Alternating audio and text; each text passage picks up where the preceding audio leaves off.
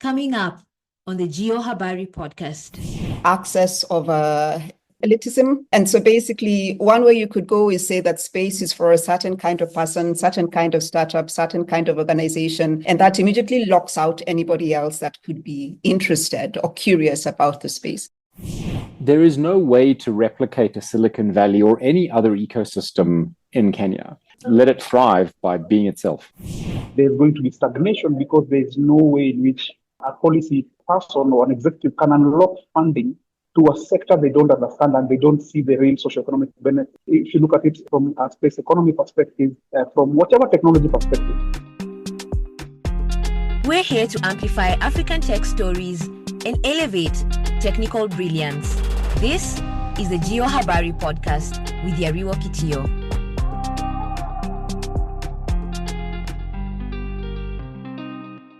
Hi everyone, this is another segment of the GeoHabari podcast, and this is a really fresh and new segment you're bringing into the podcast called the Space Value Chain. And the entire idea is to dissect the space sector to sort of understand the opportunities that lie within that sector, but also what can we borrow from success stories that exist outside of this sector. I think it's no doubt when you talk about Africa's tech innovation system, Kenya sits right at the top of it, right? We're among the top four giants when it comes to tech innovation, right? And looking at last year, I think we got over 30% of funding that was channeled into the Kenya's innovation ecosystem. And majority of this goes to fintech, agri-tech, health tech, and now edtech is actually emerging as a key success story as well when it comes to Africa's startup story. And Kenya specifically, as a space sector, where does this place us, right? Is there something we need to borrow from these thriving sectors? What can we borrow from fintech or agri-tech or health tech to sort of propel this sector? This conversation is really geared towards looking from the outside in on lessons we can learn. What is the investment appeal that all these other sectors have that we can borrow? I like to think of this panel as an innovation heavyweights panel. The panel we have today sits right at the center of innovation, startups, strategy, and scaling up. I think that's the input we need into this conversation. So allow me to introduce our very able panel, which we're really excited about. And thank you guys for saying yes to coming to the GeoHabari podcast. This is actually season 1 of this segment. And so, drum rolls to you guys and for saying yes to coming to this segment. And so I'm going to start with our very first panelist, who is Nekesa Were. Nekesa is the Director of Partnerships at MEDIC, where she leads strategic collaboration to expand the community health toolkit.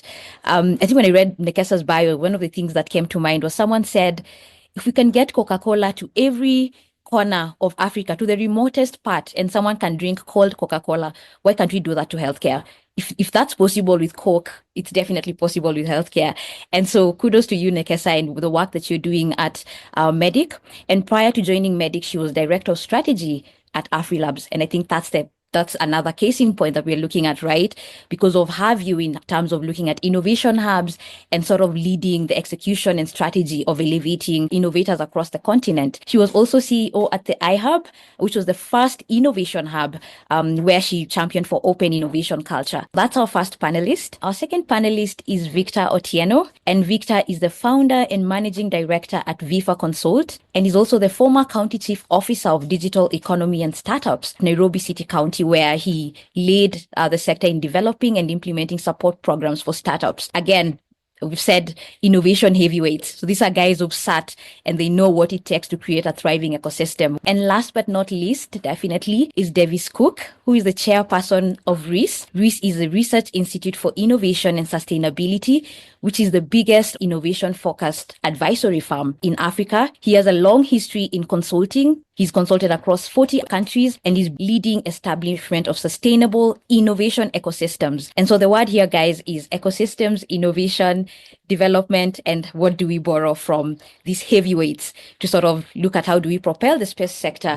And if not propel, again, how do we supercharge the existing sectors like fintech using space technology? Without further ado, allow me to welcome the panel and welcome the host of this particular panel, who is Charles Mwangi. Over to you, Charles. Thank you. I think you forgot to read my bio, but I'm going to verbalize it. It was intentional. So I'm the moderator of this session. I have been working with the Kenya Space Agency since the beginning, and even before that, when we had the National Space Secretary. So I've been in the conversations on space for a long time. But the reason why we're having this conversation is to try to have the conversation on how we can tap into the other sectors and also take the lessons that the other sectors have been able to develop and grow into. And that is why I'm honored to join this panel and moderate this conversation. So I would also want to request so that you hear from the members themselves. Anything that we might have missed out on you in 30 seconds. And of course, we say ladies first. We start with Nekesa and then we go to Davis and then Victor. That is the arrangement that you have on my screen. Nekesa, over to you. Well, thanks, Charles. I think we already did such a good job at my introduction, so I'm not sure what to add. But I guess what I'd love for people to know about me is that I mean, at my heart, I'm really just a community builder and a partnership strategist. I've been doing this for close to 2 decades now, working across Africa's innovation ecosystem. As we mentioned, my journey began at the iHub back when we had this Kenya tech boom. And so it was a really, really exciting time for all of us. And I was really privileged to be working there. I feel that at the time we're doing more than just the co-working space, but then also building a culture, a belief that African solutions could emerge from African soil. And that is where my heart has been, ever since. I believe right now, I guess I bring a deep understanding of how ecosystems can evolve, how innovation can scale, and how we can ensure that technology serves the people and not the other way around. Thanks. Thanks, Nekesa. And we'll get to that conversation, especially on the iHub much later. But let's hear from Davis. I guess the two drivers for me have really been around building in the same way with as Nekesa. This is very much a partnership-driven success story. A lot of, for me, those partnerships is around ensuring non-traditional partnerships, right? The biggest successes we've seen is not when people who already work together, work more together. Of course, that's important.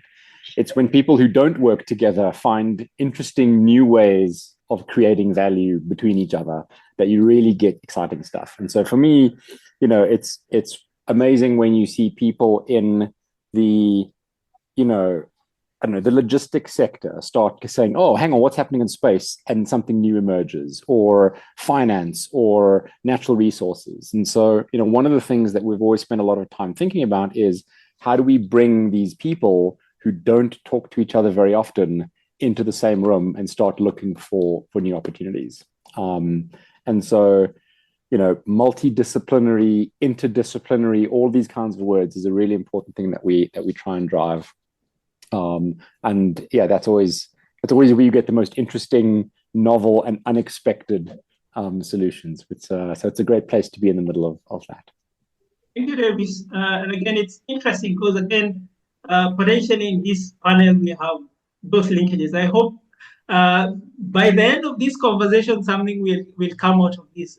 And if it doesn't come out, then we will say maybe we might have failed in one of the objectives of opening up new avenues for collaboration. Over to you, Victor. Thank you so much, Charles. I think for me, one of the things that is always on my mind is, irrespective of technology, whether it's blockchain, whether it is space, whichever type of technology, as Africa, we suffer two main challenges. That's really what drives me. Number one is poverty. Kenya has an average of over 30% in terms of poverty. We have a lot of young people coming into the labor market, the proverbial 1 million people annually coming to the labor market. So for me, I think the question is always, how can we leverage on innovation and technology to support these two key issues? So for me, that's always the outcome. And my position has always been, how can we communicate to the public and policy organs to see that whatever technology that we are driving, or whatever efforts that you're making, ensures that it's able to pick these two major outcomes. Otherwise, it becomes a romantic story that leads to nowhere. So I think that's really my role across the ecosystem, and it's something that I continue to push and champion. Thank you. You raise a very important element, Victor, on innovation and the need for innovation to address societal needs. And I want to hear from Nekesa. Again, you've been in the innovation space for quite some time, even from your time from IHAB. Can you talk to us about our innovation ecosystem, how it is organized, and what we're doing right and what we could be doing wrong? I mean, an interesting thing when the iHub began was that there wasn't really a model to borrow from, at least as far as the African ecosystem, because, iHub was one of the first, maybe one of five or one of four, one of five across the continent. And so we were kind of making things up as we went along, which was a little scary, but then also it kind of gave us the opportunity to create a culture, of innovation. And I think that's what I have noticed, at least in that first decade. For me, what stood out was just people making quick decisions, really reading the room and trying to make things work, trying to create an infrastructure that worked for the ecosystem. And what worked to our advantage then was that we're very agile. Innovation was coming before regulation and before policies and all of these, I was going to say boring things, boring things that slow you down, and everyone was excited about it. And so the kind of framework was really built on exploration and on trust, and on this new, interesting, exciting space that no one knew, but everyone wanted to be a part of. And I think that's what caused us to thrive at that time, and just having an environment as a country that allowed for that to happen. And I think right now what we see is the kinds of ecosystems where this kind of innovation, very agile, very creative, very exciting, where it finds the middle ground with what has to come, to follow eventually the regulation and the policy, where that middle ground is found, where the two can coexist, then you begin to have a thriving, and I guess what's more important right now is a sustainable ecosystem. And so if I was to draw one key difference between back then and now, is that back then we weren't really talking sustainability. We're talking, let's just get things done now and see where we are tomorrow. Whereas right now we are more futuristic. We're more thinking about, okay, yes, now, but then also what happens 10 years from now. And so we're beginning to talk about sustainability in all its forms, in the form of scale of the solutions, in the form of funding, for these solutions, in the form of infrastructure that ensures that the kinds of solutions being built can truly last. Thank you, Nekesa, for that. And it's interesting because, again, like you're saying, how do you get the sweet spot where, again, you don't regulate too much so that you impede the innovation cycles to happen? And I wanted to hear from Victor, where you've been working on the policy formulation for startups and the like. Can you talk to us in terms of what the state of the sector, especially for the startups and the SMEs, are? Are we finding the innovation that Nekesa is talking about, getting startups where you find out if you innovate, then you're able to translate that into business? Yeah, so just picking up from where Nekesa has left it, I think the ecosystem has grown in leaps and bounds. If you have to look at it, maybe from a framework perspective, looking at the different building blocks that help a country or an economy to grow from a digital perspective. So I would refer to the Science, Technology, and Innovation Strategy for Africa under AU. Which prescribes different building blocks: infrastructure, policy, entrepreneurship in terms of collaboration, talent. So we can be able to see it, of course, looking at the Kenya Innovation Agency in terms of the master plan and the building blocks, which are very similar. So we can see growth in terms of the different pillars. We can see talent, maybe, as a strand. We see big tech, by big tech, of course, we are within the Microsoft and the big technology companies setting up shop in Kenya. Of course, coming for talent and recognize that there's very good talent in Kenya. So I think there is growth in that sense. I think also from a funding perspective, again, you can see growth if you have to look at the reports that are coming out. And I think that has been mentioned as well in terms of funding coming into Africa. So this is VC funding, an average of around 27-30% of funding coming to Kenya specifically. And I think last financial year, we are talking about 600 million, which is around 82 something billion Kenya shillings. But for me, I think the challenge here is there real traction in the mind of the common person. So we can see growth, and we are saying the startups are growing. But the question in my mind and in a lot of policy players' minds is there real traction? We can see a lot of activity, but the question is, are we seeing any significant movement within the economy? Right? Just think about M-Pesa. 20 years down the line, we still championing M-Pesa as possibly the only technology that is coming from in Kenya. So I think that's a bigger question that I think as an ecosystem that we are grappling with. And there is need for a translation of startup activities or innovation towards real, tangible, to be felt at a very granular or community level. And I think that is something that if we don't unlock, then as an ecosystem, there's going to be stagnation because there's no way in which a policy person or an executive can unlock funding to a sector they don't understand and they don't see the real socioeconomic benefit. If you look at it from a space economy perspective, from whatever technology perspective, there is a lot of conversation, a lot of movement, a lot of activity. But again, there is very little effort being done, at least from an ecosystem perspective, to be able to mainstream and have this conversation in mainstream, policy discourse. Other than just hearing there's a startup bill, there is this fund, but we don't see real action in terms of resource allocation, which would then allow for startups to thrive. Up to now, we talk about a digital government, but if you look at the people who are supporting this in terms of innovators, are ideally big tech and the known players. We don't see the startups and the people that are innovating getting into mainstream in terms of supporting. Outside of e-citizen, you don't know anyone who comes top of mind who is actually doing big projects around digitization and innovation working with government. Thanks for raising that, Victor. Because sometimes we get lost into the nuances about the metrics in terms of the amount of money that is coming to the startup ecosystem. And then sometimes that doesn't get to the ground. May I'll come back to you because you've done a number of podcasts with the students. But I wanted to hear from Davis first in terms of, and again, welcoming you to Kenya first. How is your experience in South Africa in terms of how the ecosystem is organized? Do you still see the same issues or the same processes that Nekesa and Victor mentioned? Did that happen in South Africa? Do you think we are doing something right? Where are we at and how can we learn from South Africa, or are there lessons that we can transfer to South Africa?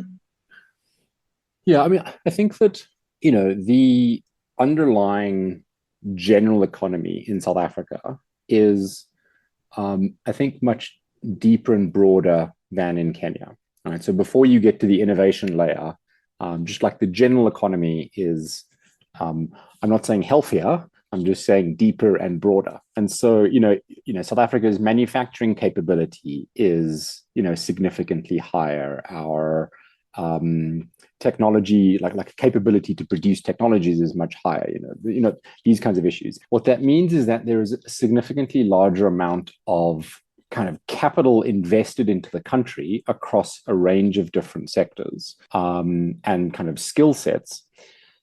So I think that it's not a directly comparable situation. So when I think of like the startup community in South Africa, it sees a significantly smaller fraction of VC funding. This is kind of what Victor was mentioning, than Kenya.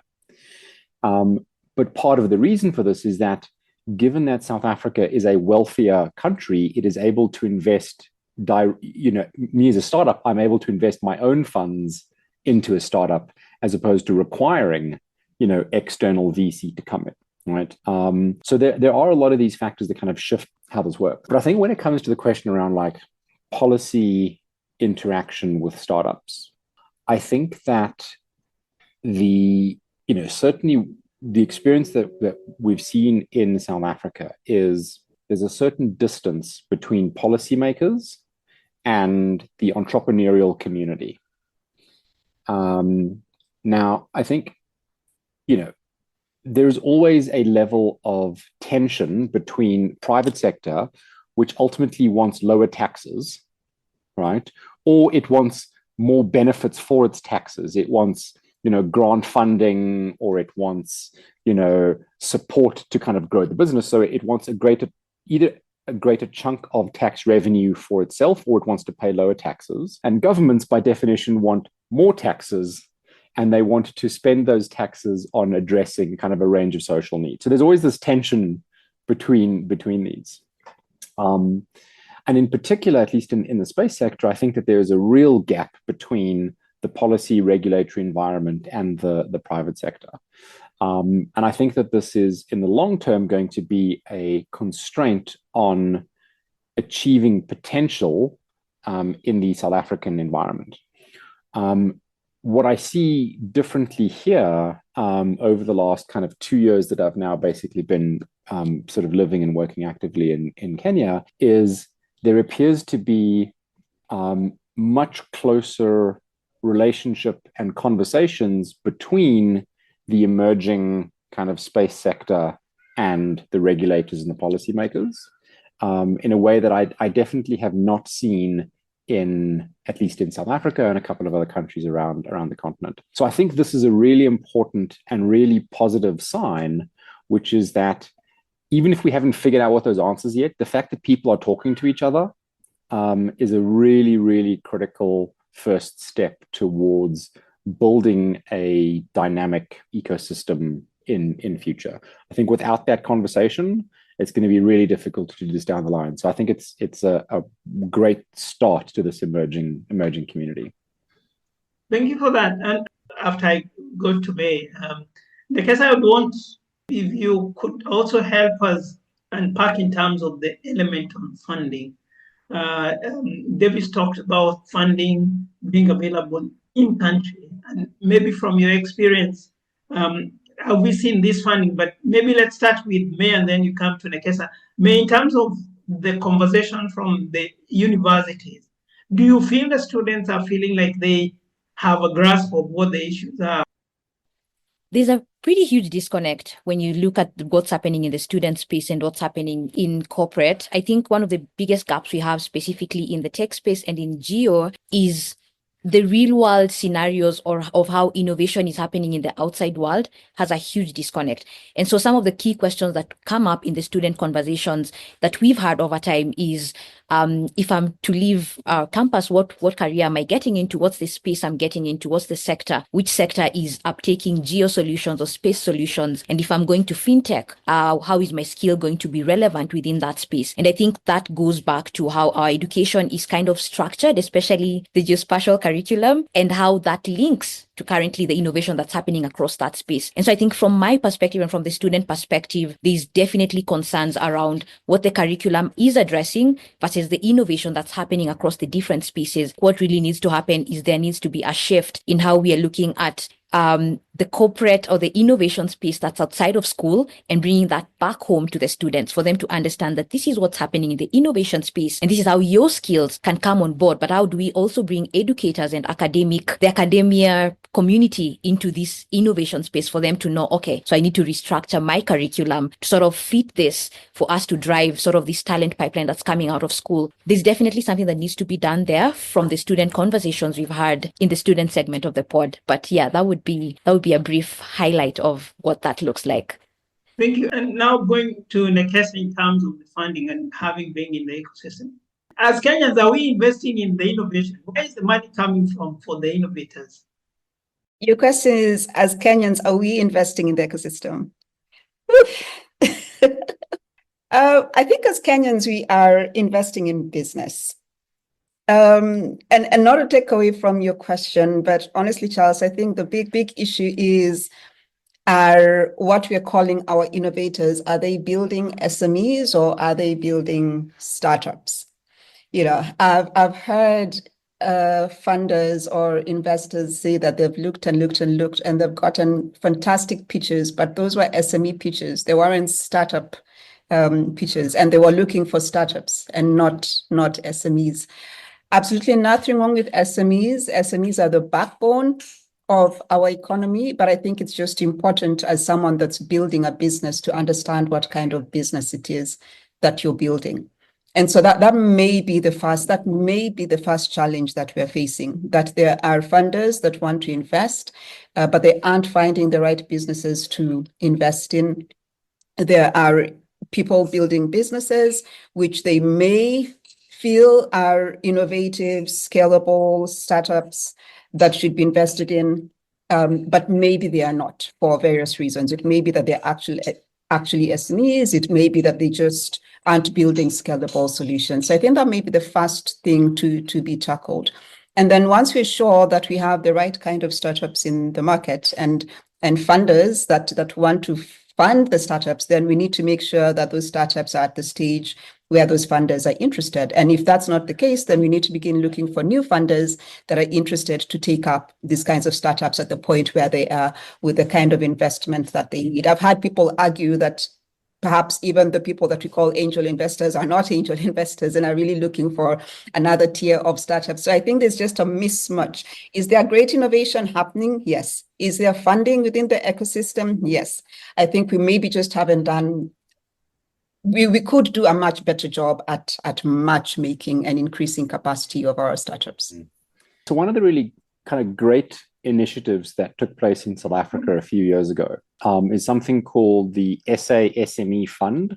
So this was a R1 billion, around $50 million fund that was capitalized by the largest corporates in South Africa. And that fund is then used to invest into startups. So it took away the challenge of a given corporate having to establish its own incubation program and, VC arm and all these issues, and allowed them to invest into a managed program that would then invest into other firms. And so the SA-SME Fund has now raised several of these rounds. One of them, for example, was another $50 million fund that was explicitly used to commercialize technology out of universities. This is called the University Technology Fund. So what they've been able to do is get big corporate to establish a common VC pool using South African money to support the South African startup ecosystem. And this has been a fantastic mechanism to recycle funds in South Africa back into the startup community. And of course, it helps address a number of the challenges that these corporates face and all those kinds of things. So there's a lot of value out of it. But this is just one of those great initiatives we've seen where, private sector has been able to really act towards supporting the overall tech cluster in a very hands-off, but very powerful way. That's quite interesting. One of the things that I picked out from your definition when you were explaining is you talked about the SME funding, them supporting the startup. And I picked that from Nekesa in terms of, I also thought the SMEs and the startups are one and the same thing and they're scaling at different levels. Maybe Victor, you can come in, given that you work on the policy. And again, congratulations on the very successful Innovate Kenya event that you had recently. You are also in that space where you are getting innovation from the sector. Can you help us first distinguish between startups and SMEs, and then also share what your experience was? Were you able to get innovation from the sector? What was your key takeaway from the event? Yeah, so maybe I can respond in two ways. Just before I talk about Innovate Kenya, I think one of the realities that we need to face as a country is that we need also to have a culture change. I think looking at the startup ecosystem, there has been almost like a copy and paste of the Silicon Valley model, where we are seeing startups, instead of focusing on addressing real challenges facing the community, they focus on the VC on the get-go and try to speak a language that the VC can understand and get them funding. So we've seen a number of startups going bust. They received a number of rounds of investment, but after a number of years, they go bust. I think that narrative is really spoiling and is really, sidelining people who already have funding within the ecosystem. Looking at pension funds, looking at private sector who already have funding that they would want to deploy, but because the startup is focused on a different type of investor, different model, then they don't spend as much time trying to solve real issues which resonates with the private companies. We have EABL, we have Safaricom, we have Santa. All these companies have funding, and they need some collaboration with the innovation ecosystem, and it's not happening because, again, our startups have this notion that or idea that you build your business with the aim of getting an institutional OVC from the global north, whether it's Europe or US. And I think that shift has to happen, and the different stakeholders or supporters of innovators have to make a deliberate effort to work with the local corporates to solve their real challenges, local communities to solve. Then, of course, we can be able to see a shift in terms of or investment from a local capital perspective. Because whenever we talk about these big numbers, it's always we see money coming from outside. The question everyone is always asking: where are the local corporates? Why are they not playing or investing in the ecosystem? So I think that's a big challenge that we need to address. Of course, I'll not go to the nuances of who the founders are of these startups and which schools they went to. We have a very particular study that we did in terms of successful startups. We see a lot of them are either Ivy League or, of course, there are some biases around the same. And I know these are not a conversation that we can be able to do on camera, but again, that's a challenge that we need to face as an ecosystem. And coming back to why we set up Innovate Kenya. So this is based on my experience, of course, within the ecosystem as well as working within the Nairobi County government. What I have seen is there is a parallel in terms of conversation. So we talk about, from an ecosystem perspective, we talk about how the startup ecosystem is thriving and all. But the question is are these innovations percolating into government operations? So government wants to, is trying to achieve certain strategic objectives in terms of supporting socioeconomic development of the country. The question is, you'll still see that government is using memos, physical papers. So there's a lot there's an opportunity literally for the innovation ecosystem with all the learnings and all the innovation and technology to percolate into government. But again, that's not a conversation that is happening, because what happens is you have a tech summit, you invite a PS or a CS to come, they make the speech and disappear. There's no intention of collaboration at all completely. And they are paid because you are speaking very big language, you're speaking big English, talking about space technology, talking about Earth observation and all this. They would not want to be seen like they are stupid. So, they will come make their speech that is written using ChatGPT, then they disappear. So that's at the heart of why we decided to have Innovate Kenya, where we are saying, bring county governments, bring technical people within national ministries, let them come tell us or showcase the different strategies we have as part of their strategic plans, which is the BETA or MTP4. And say within agriculture, this is what we intend to achieve. Then on this side, we can be able to bring different stakeholders within who are innovating using different technologies, whether it's Earth observation, whether it's AI, whether it's blockchain, and having the conversation of how then do we ensure that we are able to bring these types of technology within agriculture and just build a coalition to support. Number one, government is broke. We know we have a fiscal challenge with the current government, and it's not something we can wish away. We can wish away anytime soon. So in recognition that we have a deficit or we have a challenge in terms of resources, we have a challenge in terms of technical capacity within government to deliver programs. Then can we be able to create a platform that is able to bring different stakeholders? It doesn't necessarily mean to be a donor-driven program, but we have a lot of stakeholders across different sectors who already have small budgets and are actually achieving things that government would want to collaborate on. So that's exactly why we set up Innovate Kenya as not as a tech or another talk show, but as a platform for collaboration specifically to see how we can be able to bring all these different types of technology into both national as well as county government in a way that is sustainable, so that we are not waiting for funding from World Bank or IMF or whichever development partner for us to be able to deliver programs. So I think that is also a shift that we need to have. And use that existing resources, just leverage on existing resources to be able to deliver programs for government. And this would achieve two things. Number one, it would allow government to achieve its mandate. But as we collaborate, you create economic opportunities for young people, because at the heart of it is we're not going to procure these solutions from outside. is we are going to use our young people who are already disenfranchised and have no opportunities as for them to be able to have an opportunity. And we already have initiatives immediately even after the summit. And different corporates are saying, come, we have four or three challenges, or cost challenges that we need solved. And we already have a small budget that would allow for us to be able to collaborate.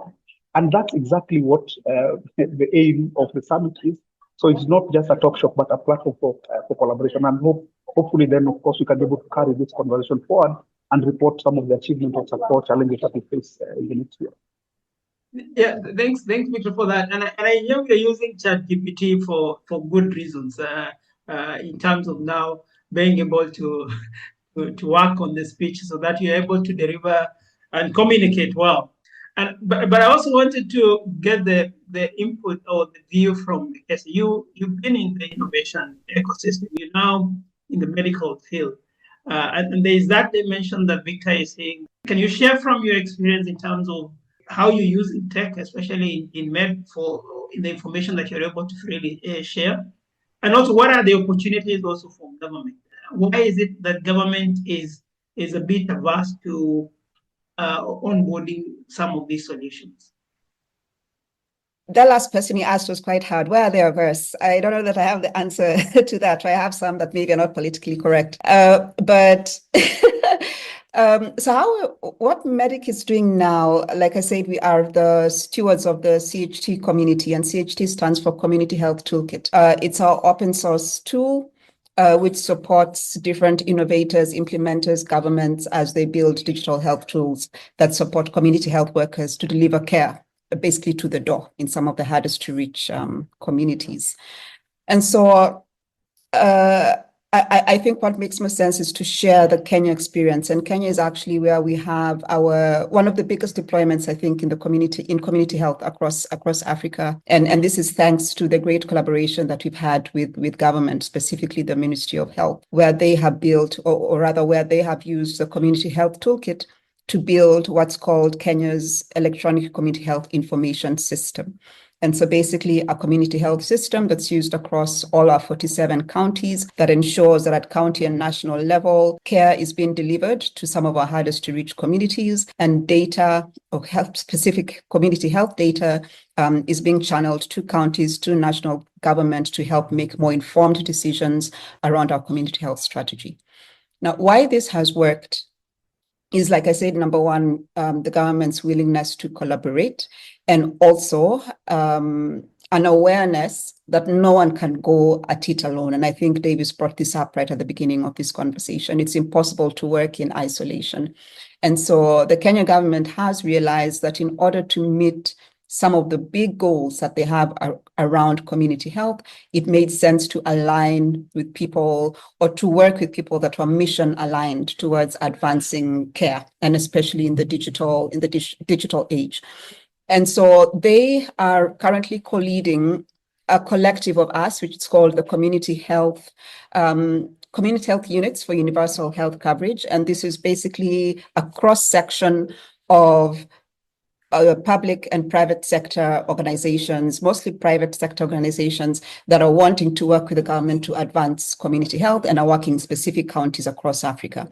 This means that there's a huge job that we need to do to advance community health, and different people have come in pledging to do a little piece of that job until we get to the ultimate goal. And we are being convened, and we are being directed, and we're being led by the government. Right. And so they have taken proper ownership of this entire process and said, we need you to do this, we need you to do that.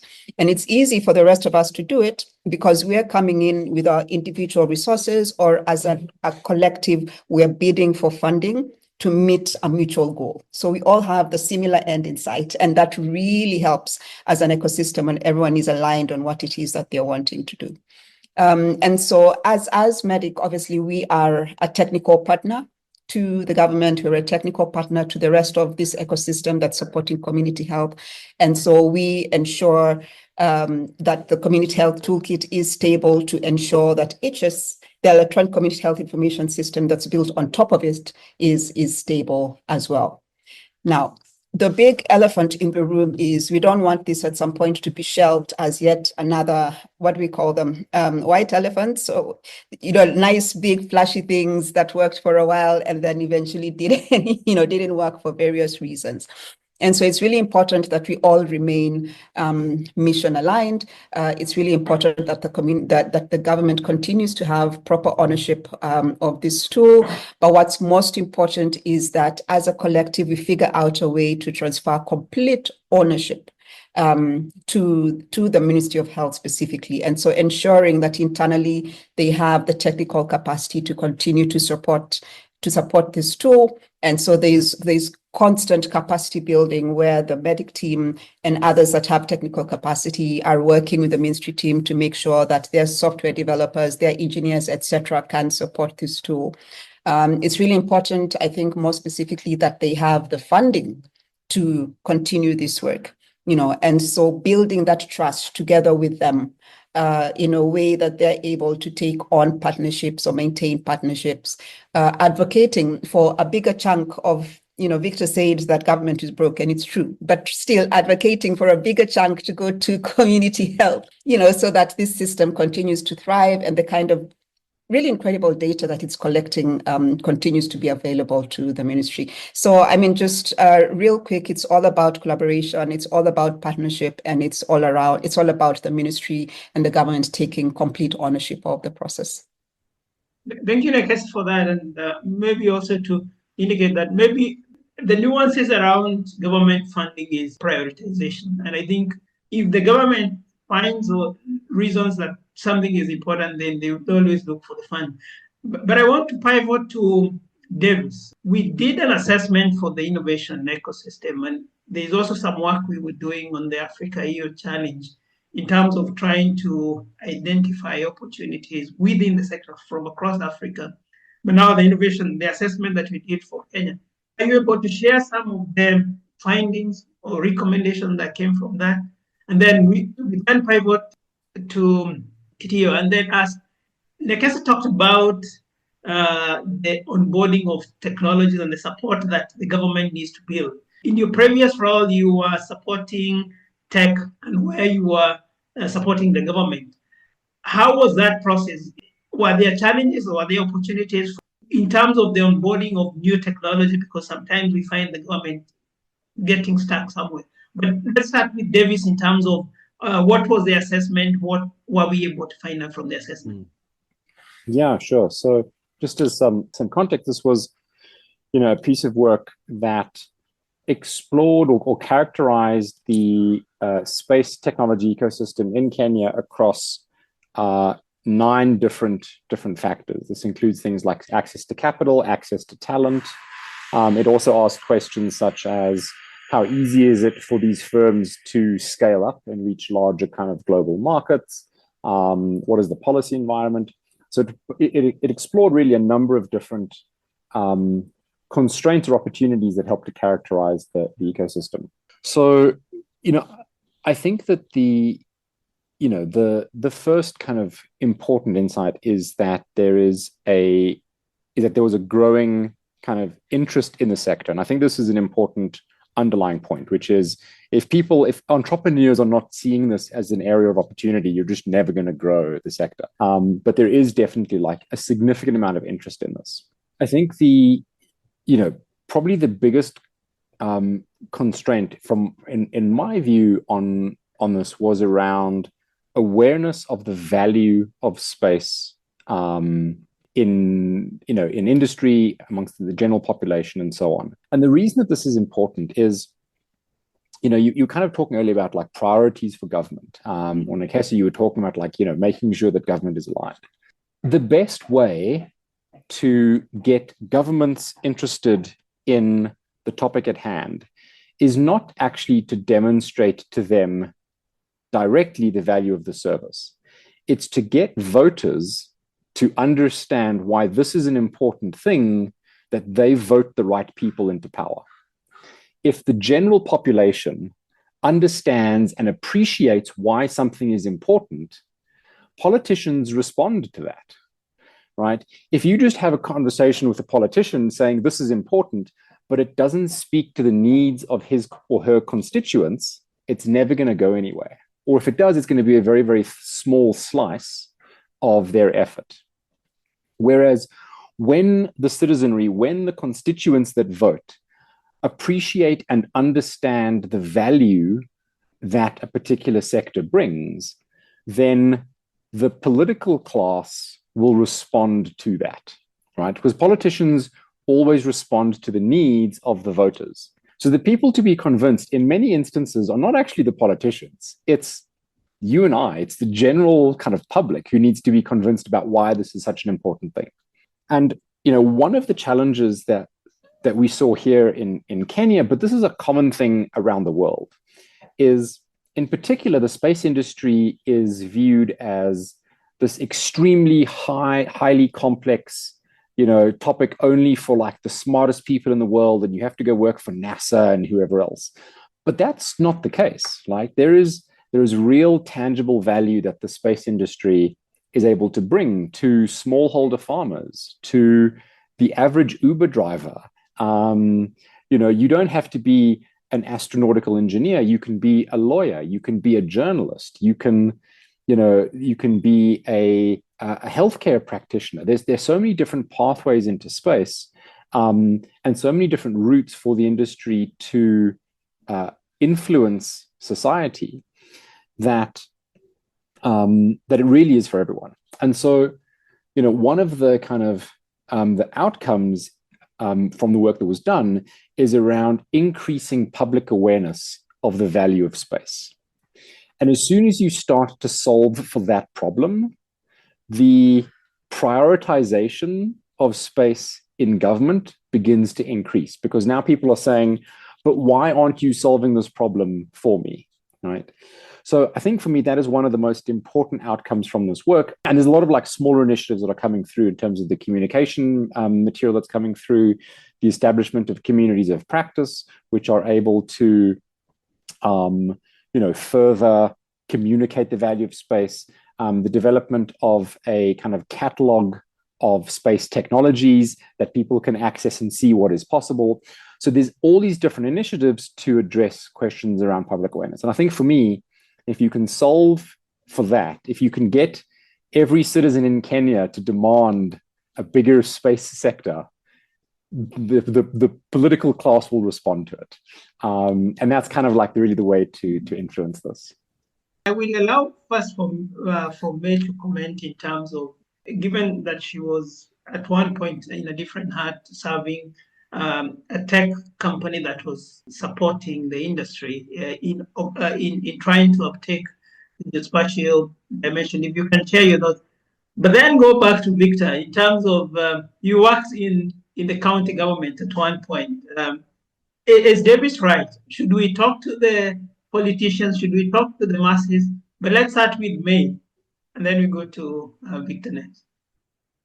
One of the biggest success stories that I had, or we had, when we were building and pushing for adoption of geospatial and integration of government systems with this technology, I think the biggest success story came from Makueni County. And one of the key learnings that came from that is, I think one of the key gaps that I've seen over time when it comes to government adopting is the approach can never be you've shown up and you're the creator, you're the owner, you're the developer, you're the fixer, you're the everything. Then they start to look at it as a foreign object. So the idea around incorporating government and having them uptake these solutions is purely around upskilling and ensuring that they're owners of that particular project or the owners of that particular tool. And so I think the approach for Makueni and White became a really huge success story.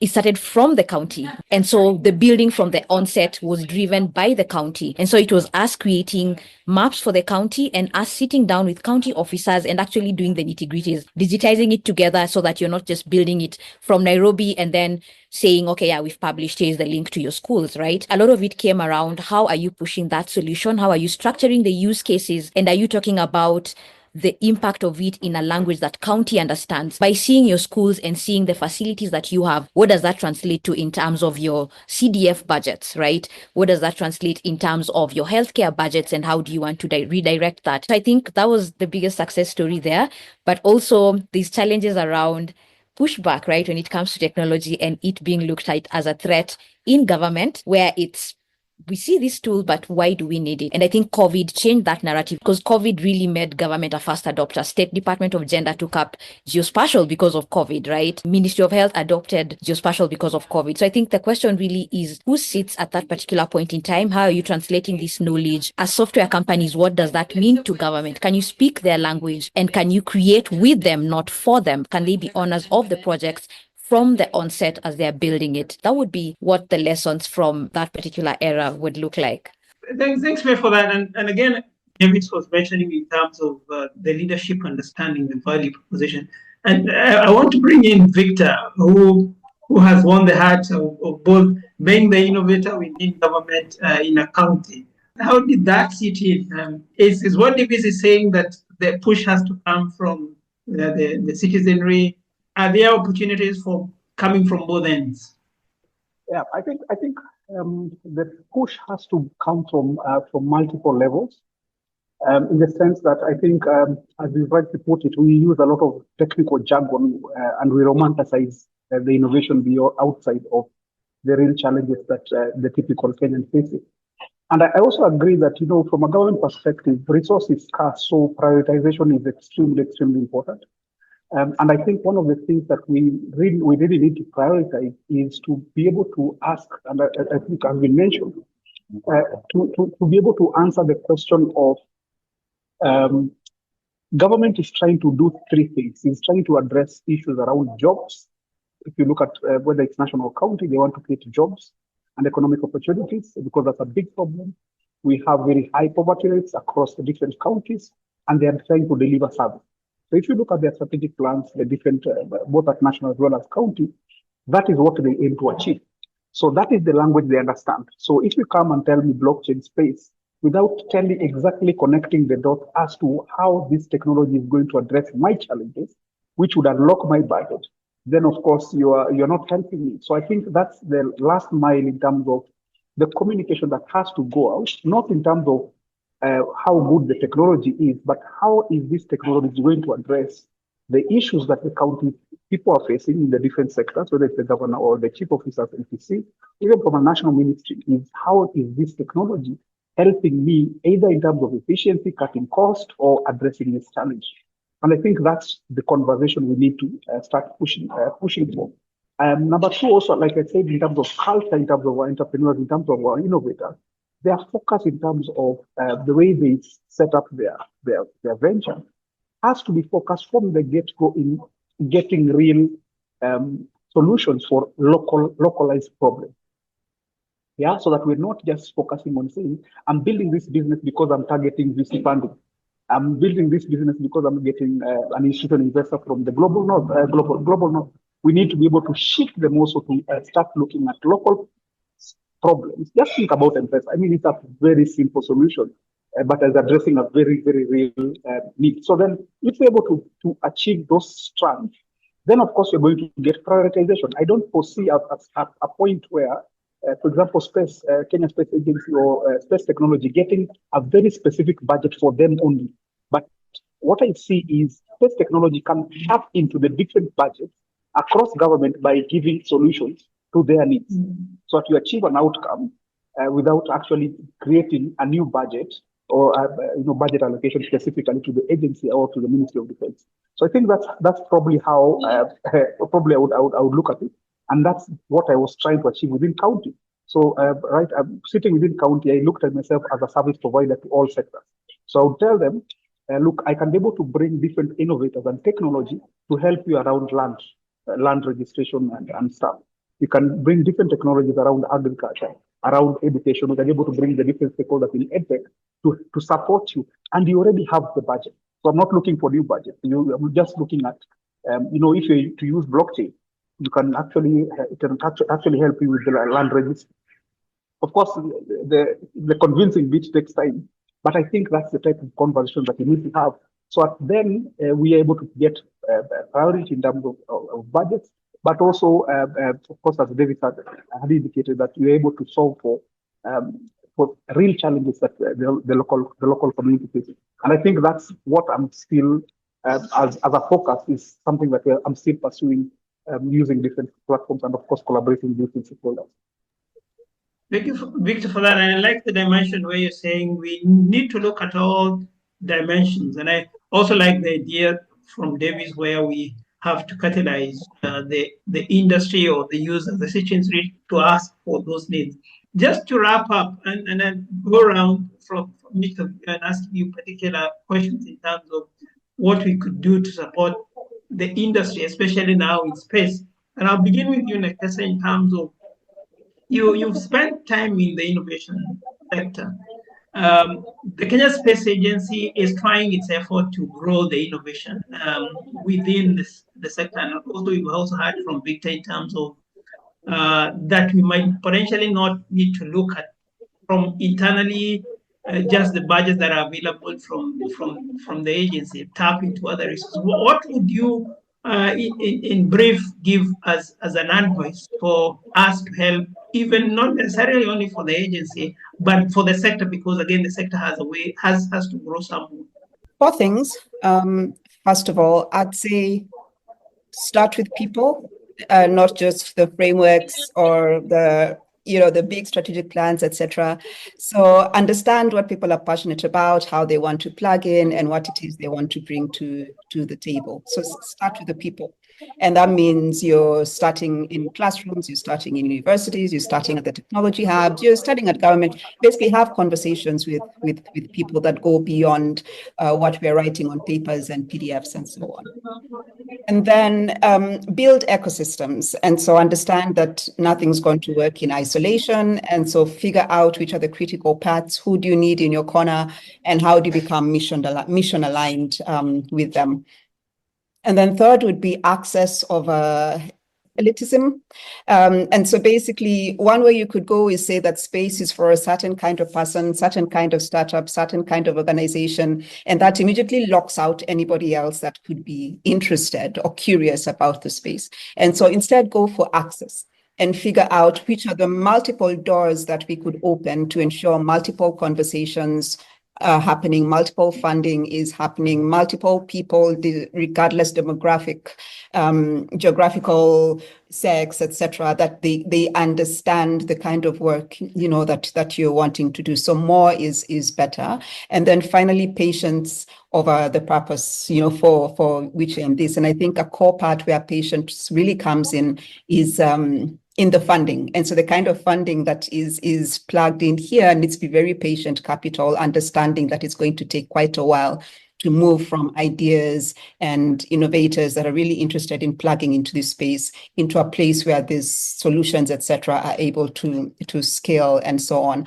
But then other than that, I would also say that we need to be nurturing talent and we need to be nurturing curiosity. And you're going to find that curiosity right at the basics of education and right at the basis of communities. And so we need to be thinking internships, we need to be thinking really creative innovation challenges and competitions. We need to be thinking research hubs and community outreach, and really understanding that the future of tech won't necessarily be in conference rooms, but would rather be built, in the counties, in the classrooms, in tech hubs, and so on. And so just figuring out how we enable all these people that we feel sure would be interested once they begin to get this information, how you ensure that they feel seen, that they feel supported, and that they're being invited to imagine boldly along with us. And again, I like the different dimensions that you bring into the fore. And I want to bring in Davis. You also come from a non-traditional space sector. You have been in space for now quite some time. What would be your closing remarks in terms of how we could better harness the potential that is inherent to help us grow the space sector? Yeah, absolutely. So I think that the use of the word ecosystem for me has always been very relevant to building out these communities, right? If you think about it in its ecological or biological kind of root, no ecosystem in the world is the same as any other ecosystem. Right? When you think about nature and your entire kind of ecological system is unique. And of course, there are similarities with other places, but the climate, the soil type, the altitude, all of those things create a unique set of factors that lead to a healthy ecosystem. And so, and kind of Victor had mentioned this earlier, there is no way to replicate a Silicon Valley or any other ecosystem in Kenya. And I think what you find is that the healthiest ecosystems are the ones that are encouraged the most and intervened with the least, right? When you have us as humans coming in and trying to make decisions about what plants should be where, we don't build healthy ecosystems, right? Nature is much better at doing that. And in the same way, when we think about building a dynamic innovation technology ecosystem, it's really important to listen to and find ways of accelerating the growth of that ecosystem, of finding the right balance between rules that help it grow and prevent, kind of inappropriate actions and support for them. And so I think that maintaining this very consultative, very responsive approach that is rooted in the Kenyan ecosystem is the best way to grow this and not be directed by outside forces. And I think that is ultimately going to be the best way to create a really dynamic sector that is responsive to the fantastic assets within the Kenyan ecosystem. So I think it's really being confident that a locally designed and emergent ecosystem will be incredibly dynamic, because that's the best way for these things to be done, rather than importing alien species into what we're doing. So that's kind of the goal, is let it thrive by being itself. Thanks, David, for that. So we try to avoid the alien. We try to promote the indigenous. Sometimes we use the term indigenous ecosystem. Yeah. And I want to bring in Victor. Victor, we went to France and Belgium with you, and I think subsequently later you visited Estonia just to look at the ecosystem. What are the lessons for the space ecosystem can we learn from those activities? Are we, again, also like Davis was saying, are we cultivating an indigenous ecosystem, or are we, and you talked about that earlier in terms of what can we do different? Thanks, Charles. I think for me, I think two things. Number one, we already have sectors that are already supporting Kenya's socioeconomic development. So looking at big sectors such as agriculture, which contributes directly around 20% to GDP, 40% in aggregate. We have sectors such as MSMEs who are contributing 33% to GDP. We have sectors such as education. So these are three major sectors that are currently the backbone of the entire economy. So I think for me, the question is, how do we use space technology to accelerate or support these three sectors?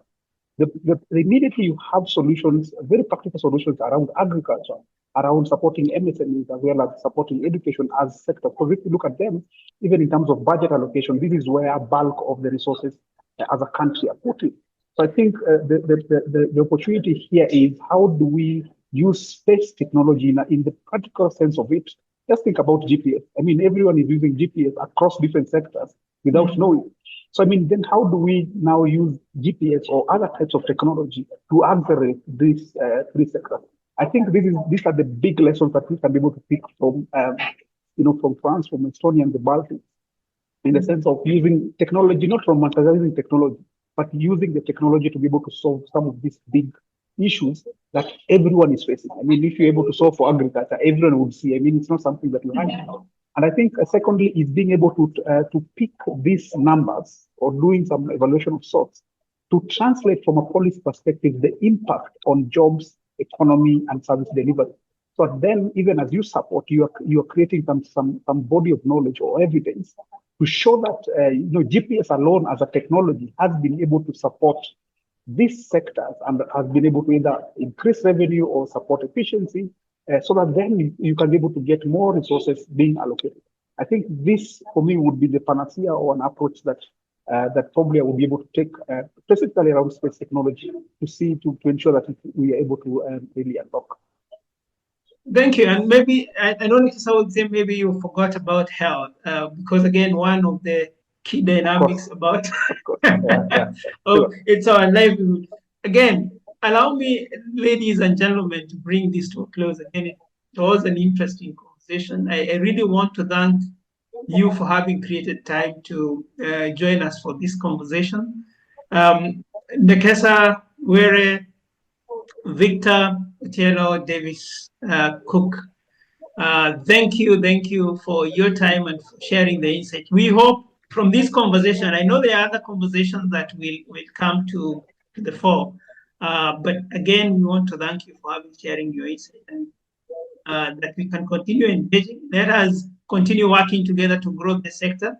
And like was said, let's see how we can make these conversations go beyond the boardroom or this virtual environment and to the tangible where we address some issues. Again, handing over to May for the final closing remarks. Thank you so much, Charles, and our esteemed panel for this very insightful conversation around the space sector and what we can borrow. I think for the audience, this is literally our first video recording. So we'll have this on YouTube, but as usual, will also be available across all our platforms. So this will be posted on our Spotify page, our Apple Podcast, and Pocket Casts. So stay tuned and do interact with us in the comments, and we'll reach out to the guests with any questions or any follow-ups that we need. Once again, thank you so much for tuning in. This is the GeoHabari podcast, the Space Value Conversation segment.